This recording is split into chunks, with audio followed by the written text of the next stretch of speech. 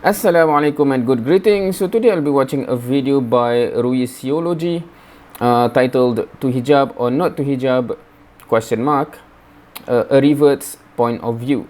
Right. So this will be the second video of her that I'll be watching. I believe the first one that I have watched is when she announced that she already have become a Muslim.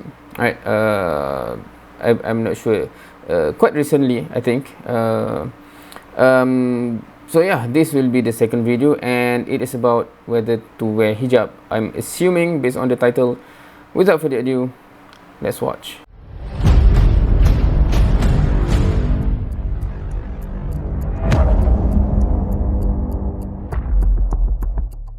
Since my last video about posting about my conversion, that was just absolutely so supportive. I've been getting so many positive direct messages on my Instagram, a few negative ones here and there, but you know, it's life, what can you do? You know, I even got a few like WhatsApp brothers who are just in the chat saying like, oh, like I want to marry you.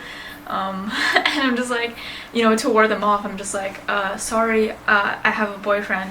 And then they come at me saying, you're not allowed to have boyfriend, girlfriend in Islam, blah, blah, blah, that's haram. Bro, you're out here asking to marry me and you don't even know who I am? The audacity of some people, you know? I'm just kidding. Okay, so to the... Okay, so...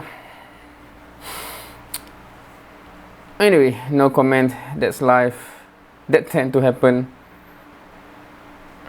The main point of this video, to hijab or not to hijab. This video is for the sisters, not the brothers, and if you're a guy and your opinion is like something, you know, really negative, like, oh, if you don't wear hijab, you're going straight to hell, like, kindly excuse yourself out of this video. Thanks. I just want to begin with saying that my opinions are kind of equivalent with those of Samina Ali, the TED Talk speaker who expressed her views on hijabing. In the end, the early Muslim scholars ruled that a woman's way of dress should be based on two considerations: a woman's function in society, her role, what we might consider her job, and the society's specific customs.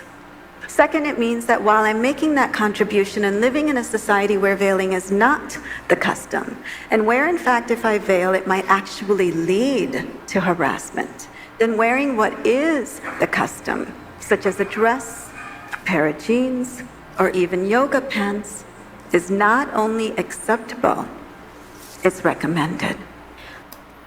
Okay, I'm not sure who she is.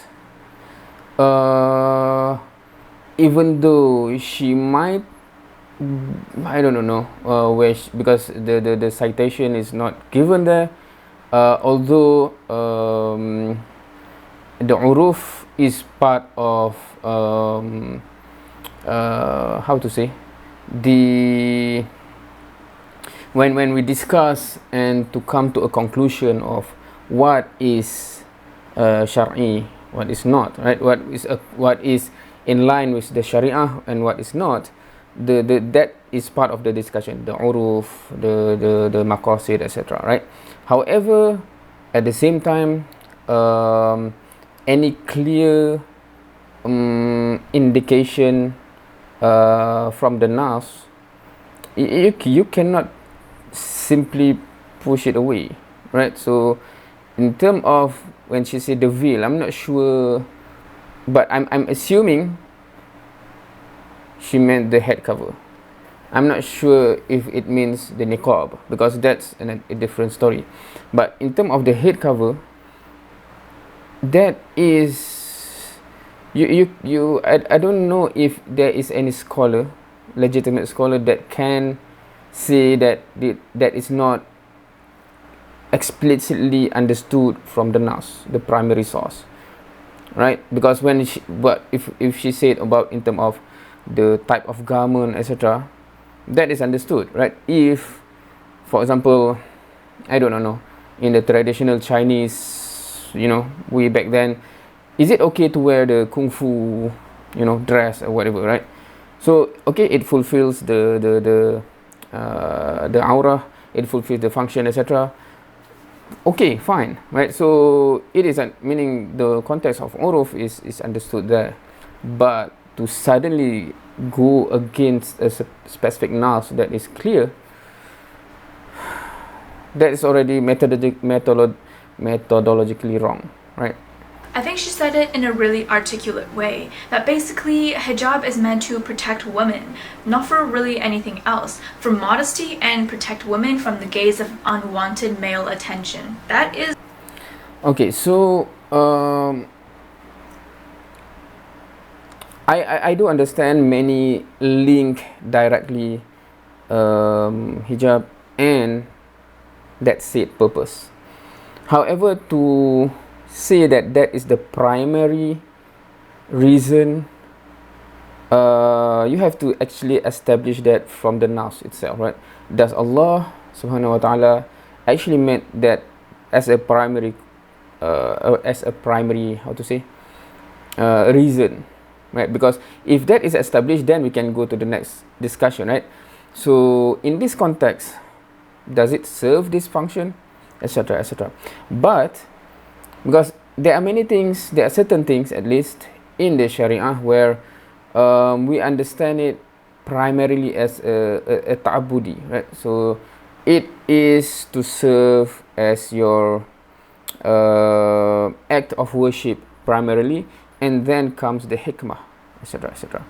So for those things, for example, when you say fasting, it does have many hikmah in terms of you becomes more appreciative of the struggling of the poor, etc. But you cannot then say that is the reason, and hence I already fulfill that appreciation. I already appreciate how the poor is suffering, etc. So I do not need anymore to fast, right? If you understand the logic, I mean, attempting to logically justify not to fast, right? You cannot do that, because in the first place that is an act of worship as it is, before we come to the hikmah, the wisdom behind it, right? So the wisdom is the wisdom, but the purpose and the reason primarily, the wisdom cannot overrule that one, right? So similarly with hijab, if primarily it is an act of worship, and then those wisdom comes into place, then unless those discussion need to be understood. This is basically the reason that I wear it. You probably know this already, but there's so many Muslim girls out there who are so steadfast in prayer, who are so good, who give so much charity, so much zakat, who are just so sweet, and they don't wear hijab, and it's just their like choice. And in fact, they can be better Muslims than me. Don't think that just because I wear hijab that I am better than any other Muslim girl. That's false. That's a false notion that people want you to believe, is because we see what's on the outside and we don't see what's on the inside. There's so many people out there who are doing so many things behind closed doors, good things behind closed doors, and then you don't see that in the privacy of their own lives. So how can you really judge and say that someone is better than the other just because of the way they dress? Now that... Okay, on what she just said, I think for a Muslim, we should actually understand, we shouldn't judge, period. We should not judge, period, right? So just because this is wearing hijab and this not, we straightway say judging this and this, which one is better, etc. That is not our place at all, right? In terms of course, it doesn't nullify the primary discussion that we have just had, right? In terms of right is right, wrong is wrong. Regardless, in terms of we really do not know, it goes not just hijab, right? It goes to even jihad. It goes even the biggest type of act of worship that physically we see, wow, for sure he is going to Jannah, paradise, right? But in the hadith, you can see those type of people. Actually, some of them, of course, again, we cannot judge. We cannot just, I think, no, it's not our place.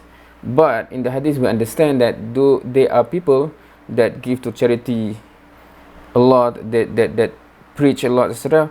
But in their heart, there's some corruption there.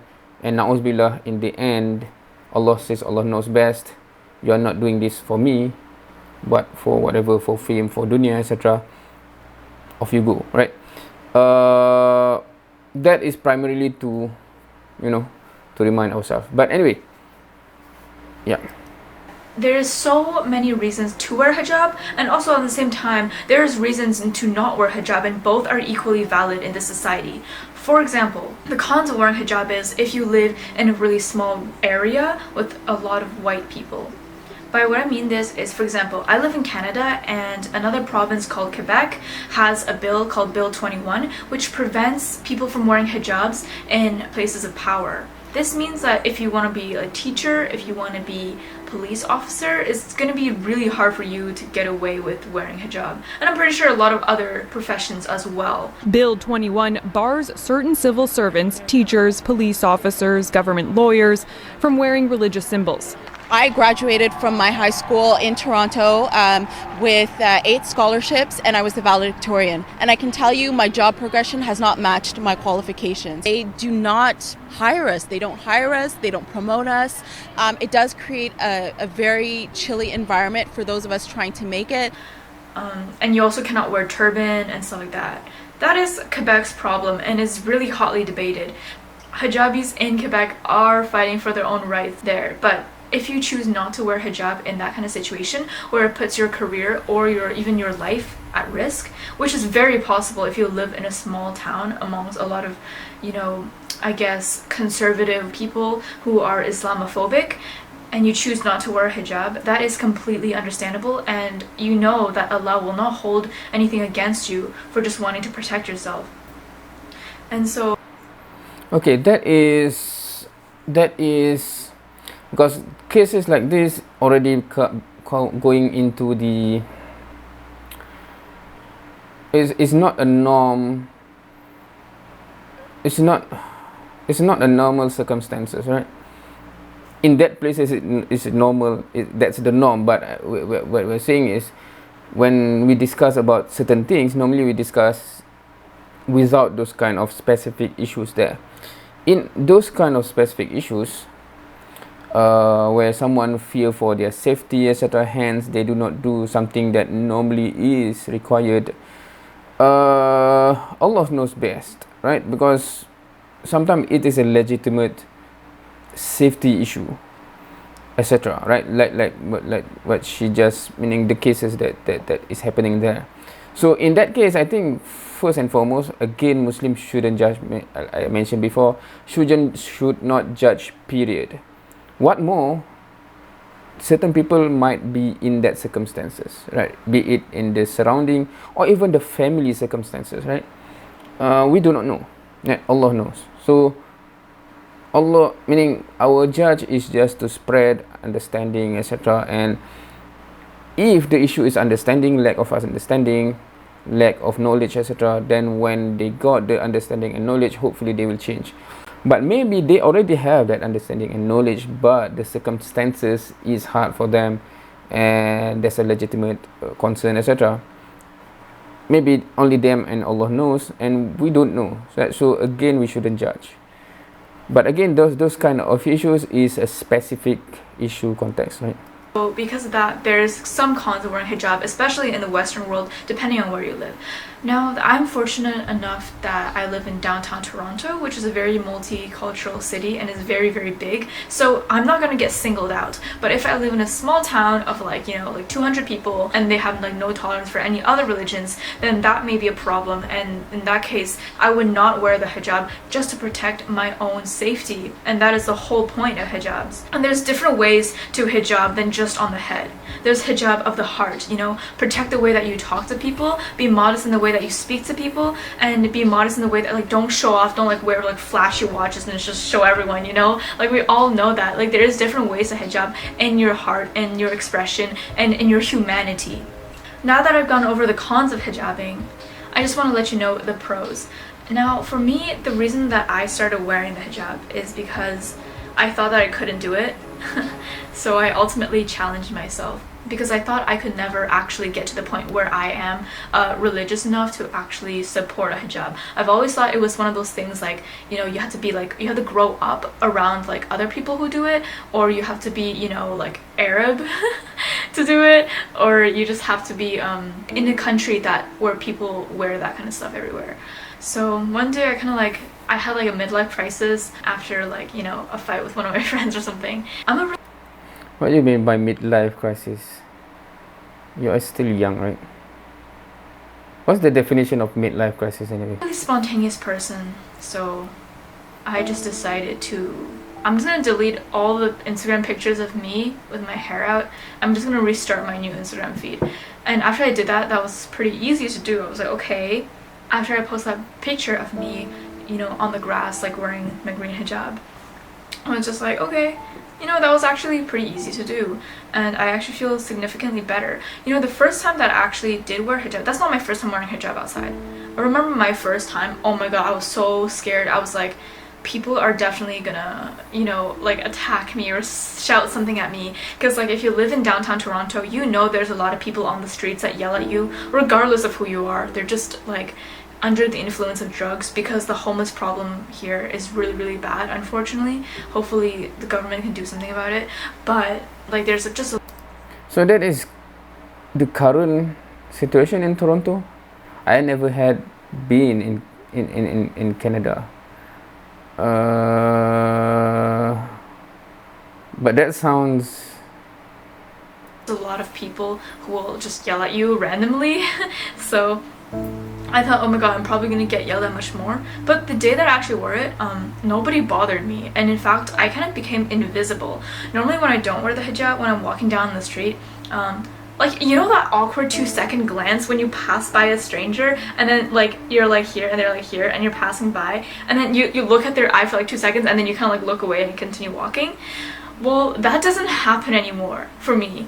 And I noticed that, I'm like, oh wow, like I'm actually invisible now, which is actually so amazing, because, you know, we live in a society where ultimately our worth as women is how beautiful and how appealing we are to the opposite sex.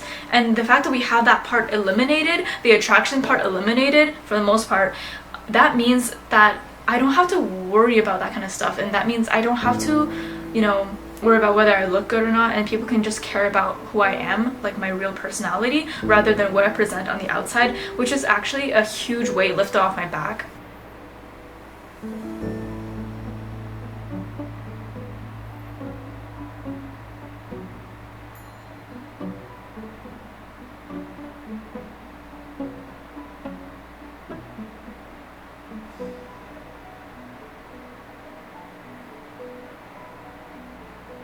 Before wearing hijab, they might spend 2 hours or so like in the mirror, like doing makeup, straightening their hair. And after wearing hijab, you'll just notice like, wow, like hiding beauty gives power, because it elevates you to the equivalent playing base of like this man's world, this man's game. It puts you in the same position as them a little bit more, because you're not like sexualized. And I know that in the West, like we see female empowerment as like, you know, whatever, like half-naked women and whatnot, and which is, if they find it empowering, that is their choice. But the truth about Islam is the fact that once you sacrifice some things of the dunya, more things come to you that are less known. Yes, of course, I'm not judging women who choose to pursue the life where they decide to show off their assets like celebrities in music videos, like, you know, the song WAP. On the other hand, there is so much beauty in modesty that we often neglect, that I'm trying to relearn for myself and for other people as well. So yeah, that is the reason that I choose to wear hijab. In a way, I just feel like more protected and more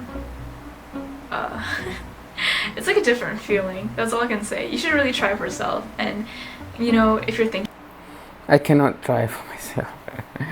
But yeah, she's talking to the woman, right? thinking about doing it, just go ahead. Just do it. Just try it. And if you don't want to, and if you feel like it's not for you, you don't have to. Because at the end of the day, you and me were both Muslims. Even if you're not Muslim, you were probably thinking about it since you clicked on this video, or you're curious about it, but ultimately being Muslim just means being true to yourself and supporting God. So you probably are. And just because I wear hijab does not make me any better than anyone else. And all women are equal, regardless of what they wear. Yes, some people have been like a little bit more put off to me with starting to wear hijab, but that doesn't really matter, because once they get used to this, they'll get used to it. And people can adapt, right? Ultimately, if you're scared of wearing one, just try it out, and you probably won't be disappointed. It's actually fun because you can style it in so many ways as well. I know there's still some photos of me and videos of me on the internet without hijab, and I'm okay with that, because like that was who I was before I converted. I've come to an acceptance that, like, you know, regardless of before or now, like I am still the same girl relatively. And so therefore I don't see myself as like any less respectable just because I have some pictures of me online and videos of me online without hijab. And honestly, like I said, hijab of the heart is way more than hijab of the hair. So be steadfast in your prayers, give zakat, and be good to your parents and be good to everybody around you. Thank you very much, and carry on the spirit of Islam through your deeds. Okay, very, very interesting. I think I have said most of the things that I want to say early on in the video. True, in the sense that the act of the heart comes first before the act in the physical, right? However, in terms of act of worship, there's no distinction, in the sense that both serve as an act of worship and both need to fulfill us worshipping the Creator, right? So just like any other act, right? For example, Salah, the 5 daily prayers for Muslim, that is physical acts. It doesn't mean anything in a way if your heart is totally corrupted, you believe in your shirk, etc., etc. So it simply meaning your physical act in that case means nothing, right? Means nothing. However, if your heart is pure, you cannot say my heart is pure, I do not need to pray 5 times a day, because that is the act of worship that is prescribed. Meaning that if you really truly in your heart believe in the Creator is Allah Subhanahu Wa Taala and want to worship fully, then that is part of your act, right? Because you worship fully, right? Not worship selectively, right? So similarly to the way we dress, the way we interact, etc. Right? So all of this, of course, comes with time as we understand more and more and more about how should we actually act in the full spectrum of life. Because there's a lot of other things that we have to learn, right? How can we spend our wealth? How can we gain our wealth, etc., etc. All of those things does have the discussion about, is there anything that I need to do or shouldn't do if I really fulfill my worship towards the Creator, right? Anyway, one thing that I find interesting when she said her own experience when she put it on, and when she walked and the glance, right? That is one of the hikmah, you can say, in terms of the norm of objectifying woman, right? So it should eliminate that in a way, right? Although I think from Muslim majority country, it is interesting that because it's a culture that we wear hijab, then we still find a way to still objectifying woman's body despite wearing hijab. I'm not sure how to word it properly, but it leaning towards that way, which is frightening as well, right? But anyway, that's a topic for different day. That is it for this video, inshallah. I'm interested to see what will come next in the future from her, inshallah. Hopefully Allah will guide her throughout her life, inshallah. Wallahu alam. Thank you for watching. See you next time.